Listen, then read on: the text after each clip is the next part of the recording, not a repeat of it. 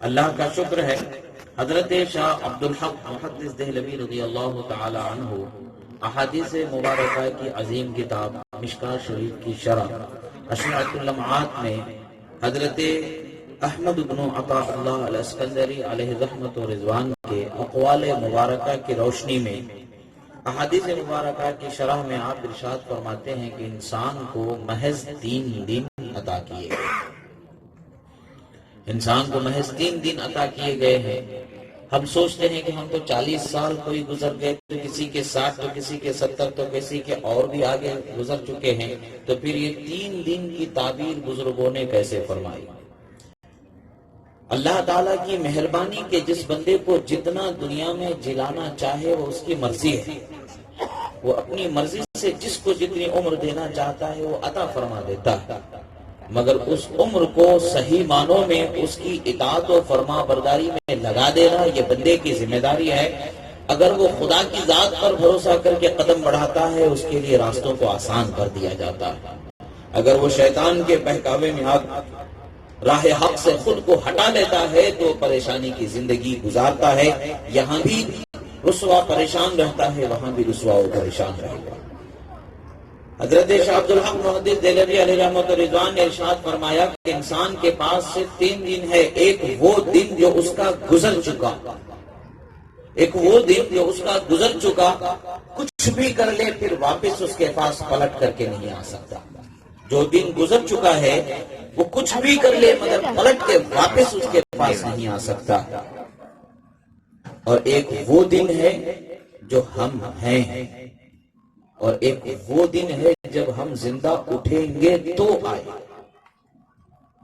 اگر زندہ اٹھیں گے تو کل کا دن آئے گا، اگر زندہ نہ اٹھے تو کل تو آنے والا نہیں۔ جو گزر چکا وہ بھی آنے والا نہیں، اگر زندہ نہ اٹھائے جائیں تو آنے والا کل بھی آنے والا نہیں۔ تو پتا چلا کہ ایک ہی دن ہے انسان کے پاس کہ جس کو اسے صحیح معنوں میں کام میں لانا، اور وہ ایک ہی دن ہمارے پاس ہم اس امید پر گنواتے چلے جاتے ہیں کہ کل سے میں پابندی کروں گا، کل سے میں نیکی کروں گا، کل سے میں فلاں کام کروں گا، کل سے میں کروں گا، کل کو کل پر ٹالتے چلے جاتے ہیں، اور نہ جانے کتنے کل ایسے گزر چکے ہیں ہم پر جو کسی بھی حالت میں ہمارے پاس واپس آنے والے نہیں، اور آج ہمیں اس کا کوئی افسوس نہیں۔ عزیزو، اللہ نے جو زندگی عطا فرمائی ہے اس زندگی کی قدر کریں، وقت کی قدر کریں، اور اللہ کی عبادت میں، اطاعت میں اپنے آپ کو تیار رکھیں۔ کل کی تیاری میں ہم انشورنس کرتے ہیں اور پالیسیز کا اہتمام کرتے ہیں، LIC وغیرہ وغیرہ، بینک سیونگز کا، اور نہ جانے کتنے ہم کل کے آرامی کے لحاظ سے کرتے چلے جاتے ہیں، مگر کل ہم زندہ اٹھیں گے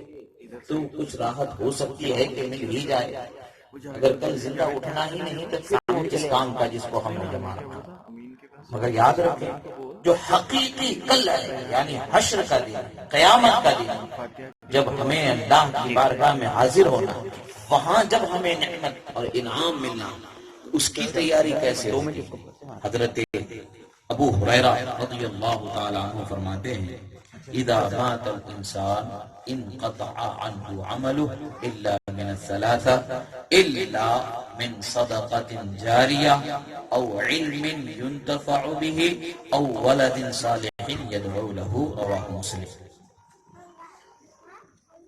حضرت ابو ہریرہ رضی اللہ تعالی عنہ کا اس حدیث مبارکہ کا روایت کردہ مفہوم، اللہ کے رسول صلی اللہ تعالی علیہ وسلم فرماتے ہیں کہ انسان جب مر جاتا ہے تو اس کے عمل کا تعلق ختم ہو جاتا ہے، یعنی وہ انسان تسبیح پڑھ رہا ہے، زندہ ہے، زبان سے تسبیح پڑھ رہا ہے، ثواب ملتا چلا جا رہا ہے، روزہ رکھ رہا ہے، ثواب ملتا چلا جا رہا ہے، نماز پڑھ رہا ہے، ثواب ملتا چلا جا رہا ہے، وضو کر رہا ہے، ثواب ملتا چلا جا رہا ہے، ہر عمل خیر کا وہ عمل میں لاتے ہی اس کو ثواب ملتا چلا جا رہا ہے، اور عمل خیر کا ارادہ بھی کر رہا ہے تو اللہ کی مہربانی سے اسے ثواب عطا ہوتا چلا جا رہا ہے۔ جب انسان مر جاتا ہے تو یہ تعلقات اس کے ختم ہو جاتے ہیں، عمل کا اختیار، سوچ کا اختیار ختم ہو جاتا ہے، تو ان پر جو انعام ثواب ہمیں ملنا ہے وہ بھی موقوف ہو جاتا ہے، رک جاتا ہے۔ مگر 3 چیزیں ایسی ہیں کہ جن کا ثواب قیامت تک کے ملتا ہی رہتا ہے، ملتا ہی رہتا ہے۔ ایک صدقہ جاریہ کر دینا، صدقہ جاریہ یعنی خدا کی راہ میں ایسا صدقہ کر دینا کہ وہ اس صدقے سے زمانے دراز تک لوگ فائدہ اٹھاتے رہیں۔ جس طرح سے سب سے آسان مسجد کا بنا دینا، اور پانی کی سہولت کے لیے کنواں یا بور لگا دینا، آج کے زمانے میں سہولت۔ بہرحال لوگوں کے لیے مدرسہ بنانا، مسجد بنانا، عبادت کی تعمیر کر دیا جانا، وہ امور کے جس سے مسلمان فائدہ اٹھائیں، اپنے آپ کو اس سے فائدہ پانے والا بنائیں، خواہ وہ اطاعت رب ذوالجلال ہو، خواہ وہ اپنی حاجات ضروریہ ہو، اسی طریقے سے مگر کرنے والا کام جو خدا کی رضا کے لیے کیا گیا ہے، اس کا ثواب جب تک کہ وہ چیز باقی ہے ملتا ہی چلا جائے گا۔ اللہ تبارک و تعالیٰ کی مہربانی ہے کہ مسجد آج بنا دی گئی ہے، مگر اس مسجد کے بنانے کا ثواب قیامت تک اللہ تعالیٰ کا فرماتا رہے گا، اور یہ وہ کام ہے جو ہمارے مرنے کے بعد بھی ہمیں ثواب دیتے رہتے ہیں، ہمارے مرنے کے بعد بھی ہمیں ثواب ملتا رہتا۔ الحمدللہ یہاں مسجد بنائی گئی ہے، اور اس مسجد کے بنائے جانے کا ثواب مل رہا ہے۔ جو مرحوم عبدالحفیظ صاحب کے لیے، ان کے ایصال ثواب کے لیے جو مسجد بنائی گئی ہے، یقیناً اللہ تبارک و تعالی انہیں اس کے ثواب سے مالا مال فرما رہا ہے، اور یقین ہے کہ انہیں تو ثواب مل ہی رہا ہے، اس کے علاوہ جس نے بھی جس طرح سے بھی اس میں حصہ لیا ہے اسے بھی اب بھی جب وہ زندہ ہے تب بھی ثواب ملے گا، جب وہ دنیا سے رخصت ہو جائے گا تب بھی اسے اللہ تعالیٰ ثواب عطا فرمائے گا۔ یہ امور ہیں ثواب کے، یہ وہ کام ہیں ثواب کے جو ہم کریں تو کل ہمیں اس کا صحیح معنوں میں فائدہ پہنچے گا۔ یہ صحیح انویسٹمنٹ ہے، یہ صحیح طور پر نفع کمانے کا طریقہ ہے، جو صحیح طور پر کامیاب ہونے کا طریقہ ہے۔ زندگی تو 2 پل کی ہے، بھروسہ نہیں کتنی ہمیں زندگی، کتنا ہم جئیں گے، مگر جینا جتنا ہے وہ تو جئیں گے ہی، مگر مرنا بھی طے ہے۔ مرنے کے بعد جو ہمیں یقیناً کوئی کٹائی چھٹائی کے بغیر، کوئی ٹیکس کے بغیر، کسی چیز کے بغیر 2 گنا 3 گنا 100 گنا 10 گنا 700 گنا یا اس سے بھی زیادہ بڑھ کر کے عطا ہونے والا کام نیکی کا کام ہے جو خدا عطا فرماتا ہے، اس کا ثواب۔ انسان کو اللہ تبارک و تعالیٰ کوئی کمی نہیں کرتا، عطا میں اس کی کوئی کمی نہیں۔ اللہ تعالیٰ فرماتا ہے مومنوں کے اجر کو ضائع نہیں کیا جاتا۔ تو آج ہم بڑھاپے کی حفاظت کے لیے پیسوں کا انویسٹمنٹ کرتے ہیں، بینکنگ وغیرہ کا ہم اہتمام کرتے ہیں، بزنس کا اہتمام کرتے ہیں، مگر ہم میں سے کتنے جانتے ہیں کہ وہ بوڑھے ہونے تک کے زندگی پا جائیں گے؟ کتنے جانتے ہیں کہ وہ کتنے جی گئے؟ کچھ ہیں جو جی رہے ہیں، کچھ ہے وہ بچپن میں ہی چلے گئے، کچھ ہے وہ جوانی میں چلے گئے۔ کب کون جائے گا کسی کا کوئی بھروسہ نہیں۔ یہ کام کیا گیا ہے، اسی طریقے کے ہر کام کو آپ لوگ بھی انجام دیں، اور ساتھ ہی ساتھ ایک مسجد تو بن گئی، اب اس مسجد کی ذمہ داری تمام اہل محلہ پر، سب پر ہے کہ سب اس کا ساتھ دیں۔ مسجد بن گئی، اب اس کے بعد میں اس کی کوئی ضرورت نہیں، آپ مسجد کی صفائی بھی اگر کر رہے ہیں تو اللہ تعالیٰ آپ کو ثواب عطا فرمائے۔ یہ ہمارے اکابر جنہوں نے لوگوں کو زندگی کا سلیقہ دیا، جن کے نقش قدم کو راہ نجات مصطفیٰ نے قرار فرمایا، ان عظیم ہستیوں میں ایک ہستی خلیفۃ المسلمین امیر المؤمنین حضرت عمر فاروق رضی اللہ تعالی عنہ۔ یہ انبیاء کرام کے بعد جو افضل البشر حضرت ابوبکر صدیق ہیں، تو آپ کے بعد جو سب سے افضل ہیں وہ حضرت عمر فاروق رضی اللہ تعالی۔ کوئی ان کے درجے کو نہیں پہنچ سکتا، کوئی ان کے درجے کو نہیں پہنچ سکتا۔ جب مسجد قباء تشریف لے جاتے ہیں، وہاں پر پہاڑ سے متصل لگی ہوئی جگہ ہے، آس پاس کھیت وغیرہ ہیں، تو مٹی دھول ہوا کی وجہ سے تو کھلی جگہ ہوا کرتی تھی، تو دھول اس میں پہنچ گئی تھی۔ آپ خود بنفس نفیس اسے صاف کرنا شروع کر دیتے ہیں۔ یہ وہ حضرت عمر فاروق رضی اللہ تعالیٰ عنہ ہیں جن کی آواز کی گونج ایسی ہوتی ہے کہ مدینے میں وہ فرماتے ہیں یا ساریہ الجبل، تو نہاون کی سرزمین میں گونج سنائی دیتی ہے۔ ہزاروں میل دور جن کی آواز کی گونج پہنچ جاتی ہے، وہ جس راستے سے گزر جائیں شیطان راستہ چھوڑ کر کے بھاگ جاتا ہے، اور جن کی نیکیاں آسمان کے ستاروں کے برابر مصطفیٰ نے بتایا، وہ مسجد کی صفائی کر کے ہمیں بتاتے ہیں۔ بڑا ہونا یہ نہیں کہ مسجد کی صفائی اور خدمت کرنے میں عیب سمجھے، بلکہ بڑا ہونے کی بات یہ ہے کہ صفائی میں اپنے آپ کو سب سے آگے رکھے۔ نعرہ تکبیر، نعرہ رسالت، علماء اہل سنت۔ عزیزان محترم، آج ہم نے اپنے مزاج کو بنا لیا ہے کہ بھئی ہم بنا دیے ہو گیا، ہمارا کام ہو گیا، ہم نماز پڑھ لیے ہو گیا، ہمارا کام ہو گیا، جو دیکھنا ہے جو ذمہ داری ہے بس وہی کرنا ہے، یا امام کریں یا مؤذن کریں، وہ صفائی ہوئی کہ نہیں ہوئی، وہ ہوا کہ نہیں ہوا۔ نہیں، خود بھی ثواب کمانے کی کوشش کریں، خود بھی بڑھیں، ان کا ساتھ دیں، وہ ان کی ذمہ داری ہے، وہ کریں نہ کریں الگ بات۔ کبھی انسان سے غفلت ہو جائے تو خود کو اگر خدا موقع دے رہا ہے تو اس موقع کو ضائع نہ کرے۔ آج بھی الحمدللہ ہماری خانقاہ کی مسجد ہے، فقیر بھی اس میں حاضر رہتا ہے صفائی میں، اور ہمارے گھر کے بچے بھی اس میں حاضر رہتے ہیں، دوسرے بھی اس میں حاضر رہتے ہیں۔ کسی کو روکا نہیں جاتا، مگر کسی کو ذمہ دار بنایا نہیں گیا صفائی کا۔ ہم خود اس کا اہتمام کرتے ہیں، اس اہتمام پر عمل کر کے آپ لوگوں کو یہ بتایا جا رہا ہے کہ آپ بھی اس چیز کو اپنے نظر میں بسائے رکھیں کہ ذمہ دار جسے بنا دیا گیا ہے وہی وہ کام دے، نہیں بلکہ مسجد یہ اللہ کی عبادت کیا جانے والا گھر ہے، اللہ کی رحمتوں کے نزول کا گھر ہے۔ جتنی دیر آپ وہاں بیٹھیں گے رحمت ہی رحمت آپ کو ملنے والی ہے، برکت ہی برکت آپ کو ملنے والی ہے۔ آپ خدا کے گھر کی صفائی کریں، خدا آپ کے دل کو صاف فرما دے گا۔ ادھر آپ صفائی کریں، ادھر آپ کے نقصانات کو خدا دور فرما دے گا۔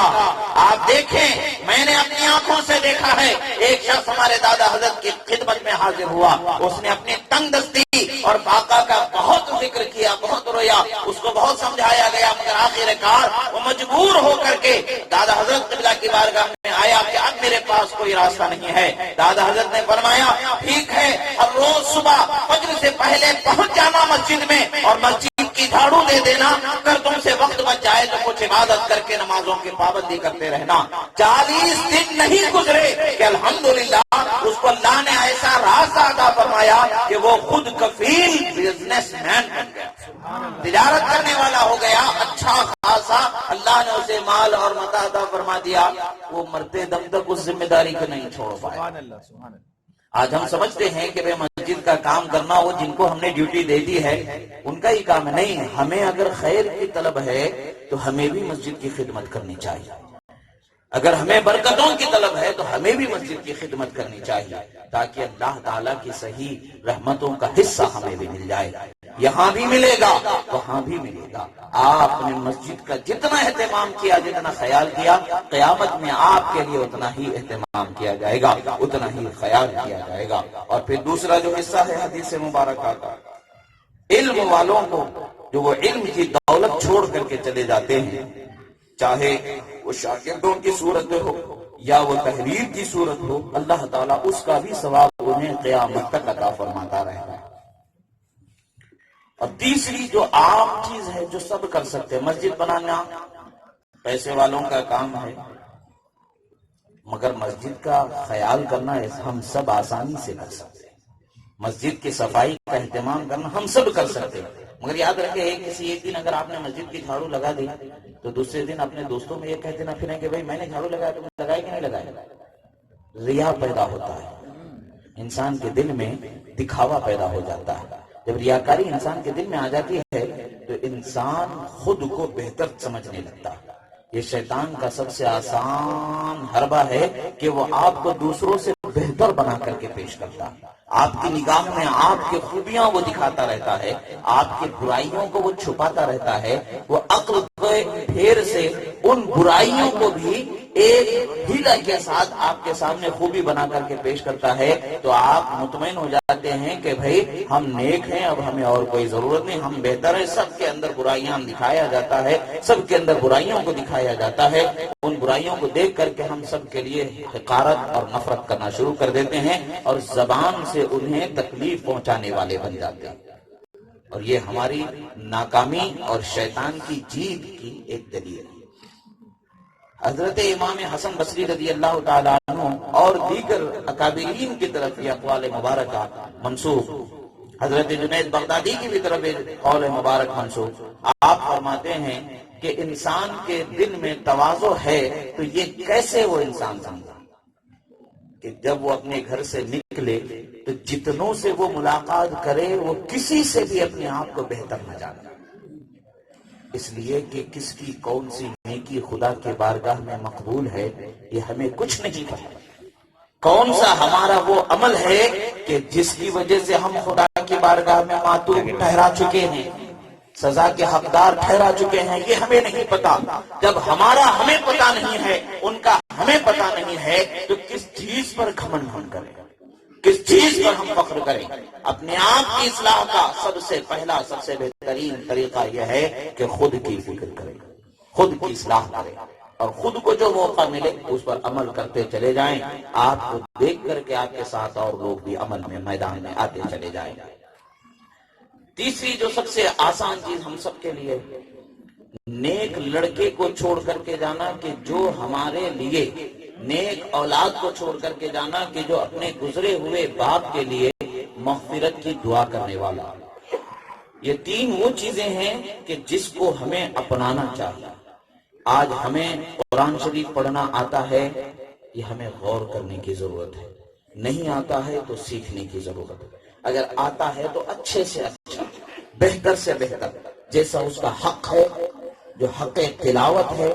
اس کے سیکھنے کی کوشش کرنی چاہیے اور سیکھتے ہوئے عمل کرنا چاہیے۔ جب انسان عمل کرنے لگتا ہے تو اللہ تبارک و تعالیٰ اس کے لیے راستوں کو آسان فرما دیتا ہے۔ عزیزان محترم، یہ زندگی جو ہماری ہے، یہ زندگی بہت مختصر ہے، چند دنوں کی زندگی ہے، کل موت کے دروازے سے ضرور ہمیں گزرنا ہے۔ جس وقت بھی ہم گزریں گے، جب ہمیں اٹھایا جائے گا، اس وقت کا کیا حال ہوگا؟ حضرت امام غزالی علیہ رحمت و رضوان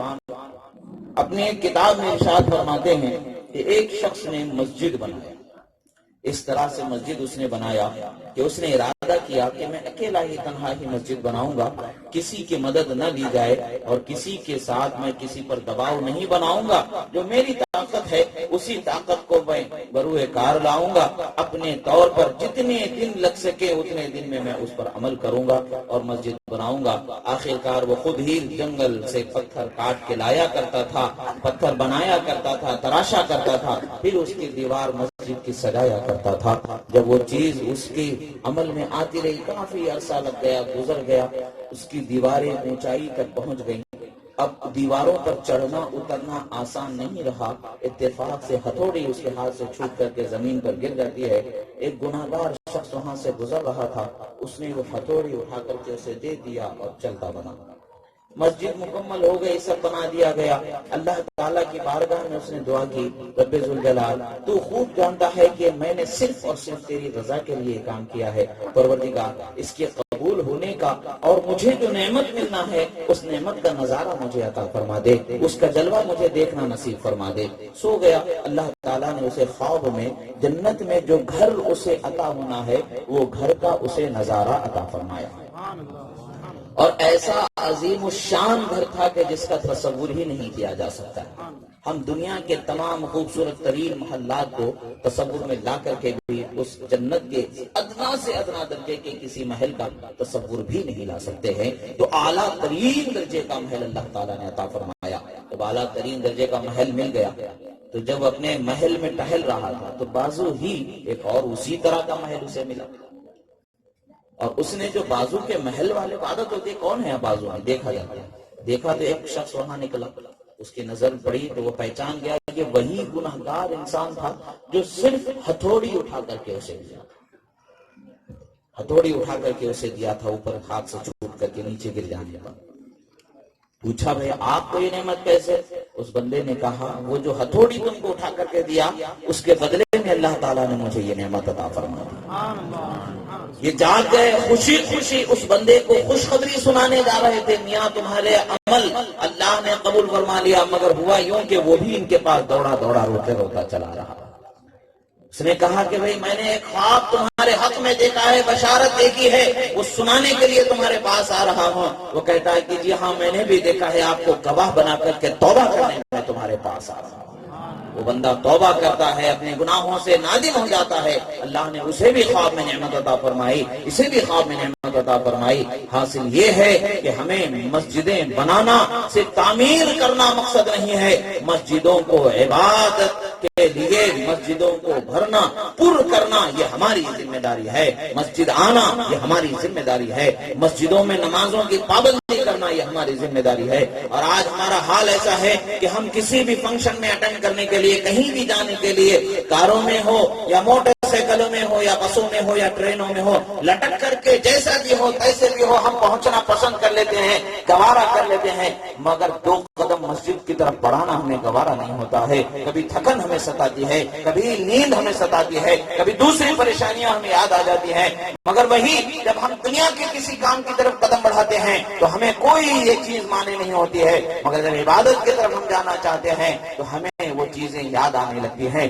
یہ سب شیطان کے دھوکے ہوتے ہیں۔ ہمیں چاہیے کہ اپنے آپ کو سب سے زیادہ مسجد سے قریب کرے، دین سے قریب کرے، اپنے اخلاق کو سدھاریں تاکہ ہمارے اخلاق ایسے ہوں کہ اس سے ہم بھی فائدہ اٹھائیں، دوسرے بھی اس سے فائدہ اٹھاتے چلے جائیں۔ اللہ کے رسول نے فرمایا خیرکم من سلم المسلمون من لسانہ ویدہ، فرمایا تم میں بہترین شخص وہ ہے کہ جس کے زبان و ہاتھ سے دوسرے محفوظ رہے ہیں۔ اور پھر فرمائے کہ جو والمہاجر من ہاجر، فرماتے ہیں کہ مہاجر وہ ہے جس نے ہجرت اس طرح سے کی ما نہی اللہ عنہ، جو خدا نے ہمیں منع کیا اس کام سے اپنے آپ کو روک لینا حقیقت میں اپنے آپ کو ایک حالت سے دوسری حالت کی طرف لے جانے والا ہے۔ یعنی ہم بری حالت سے اچھی حالت کی طرف ہم چلے جائیں گے اور اللہ تبارک و تعالیٰ کی بارگاہ میں رضا سے سرفراز کر دیے جائیں گے۔ گناہوں سے بچنا یہ ہماری ذمہ داری ہے اور نیکیوں پر قائم رہنا یہ ہماری ذمہ داری ہے۔ اور آج ہم دیکھیں اپنے بچوں میں اخلاق کو سنواریں، پیدا کریں ان کے اندر نماز کی محبت کو بیدار کریں، نماز کی چاہت کو بیدار کریں، اپنے ساتھ مسجد بچوں کو لے جائیں، نماز پڑھائیں اور انہیں نماز سکھائیں، اور ساتھ ہی ساتھ اچھے بول انہیں سکھائیں، اچھے اخلاق انہیں سکھائیں، اچھی عادتیں انہیں سکھائیں، دوسروں کی تکلیف اور درد کا احساس انہیں دلائیں، غریبوں کی پریشانی اور درد کا احساس انہیں دلائیں۔ اگر آپ اپنے بچوں میں یہ خوبیاں پیدا کر لیے تو یقیناً آپ کے بچے آپ کے ساتھ اچھے اخلاق سے پیش آئیں گے، آپ کے بھی نافرمان نہیں ہوں گے اور اپنے رب کے بھی نافرمان نہیں ہوں گے۔ یہ وہ اچھے اخلاق ہیں جن کو اپنانا ہمارے لیے کامیابی کی دلیل ہے۔ اللہ نے فرمایا تمہارے لیے تمہارے نبی صلی اللہ تعالی علیہ وسلم کے اخلاق کو بہترین نمونہ بنایا گیا ہے، ان نمونوں کو، ان اخلاق کو اپنا لو تو تمہاری زندگی کامیابی کی طرف بڑھنے والی ہوگی، کامیاب ہو جائے گی۔ عزیزان محترم، اللہ کی طرف ہمیں راغب ہونے کا وقت ہے۔ آج کا دن ہے، کل ہم اٹھیں گے تو ملے گا، نہیں تو پتہ نہیں کیا حال ہوگا۔ کل نہ اٹھ پائیں تو قبر میں پہنچیں گے تو کیا جواب دیں گے، حشر میں جب پہنچیں گے تو کیا جواب دیں گے۔ ہمیں اس کی سوچ اور اس کی تیاری کرنی ہے۔ زبان و ہاتھ کو دوسروں سے محفوظ رکھے، انہیں تکلیف دینے سے محفوظ رکھے، برا بولنے، برا کرنے، برا سننے، برا دیکھنے سے اپنے آپ کو محفوظ رکھے اور نمازوں کی طرف راغب رکھے۔ اور بالخصوص اب اس محلے میں مسجد آ گئی ہے، رحمت ہی رحمت کا نزول اس محلے میں ہوگا۔ اذان کی آواز جہاں تک جائے گی حفاظت ہی حفاظت رہے گی۔ ہر بلا، ہر آفت، ہر مصیبت، ہر شیطان بھاگنا ہے۔ دہکتے انگاروں میں اگر آگ کے دہکتے انگاروں میں اذان پڑھ دی جائے تو ٹھنڈے ہو جاتے ہیں، سیلاب تھم جاتے ہیں، اور اللہ تعالیٰ نے نعمت دی 5 مرتبہ اذان ہم سنتے ہیں۔ اذان کی آواز ہمارے لیے رحمت کا سبب ہے، عذاب سے بچنے کا سبب ہے، شیطان کے مکر و فریب سے بچنے کا سبب ہے، آگ کے جلنے سے بچنے کا سبب ہے، پانی کے ڈوبنے سے بچنے کا سبب ہے، خدا کی رحمت سے قریب ہونے کا سبب ہے۔ یہ چیزوں کو آپ ذہن میں رکھیں اور مسجد کو آباد کرنے کی کوشش کریں. شاید وقت زیادہ ہو چکا، انشاءاللہ پھر کبھی موقع سے آپ حضرات کے سامنے گفتگو ہوگی. اللہ تعالیٰ سے دعا ہے جو کہا گیا سنا گیا، کہنے میں، سننے میں، بولنے میں، سمجھنے میں، سمجھانے میں جو غلطی ہوئی اللہ تعالیٰ اسے معاف فرمائے. اقول قولی ھذا استغفر اللہ لی ولکم ولسائر المؤمنین. السلام علیکم ورحمۃ اللہ.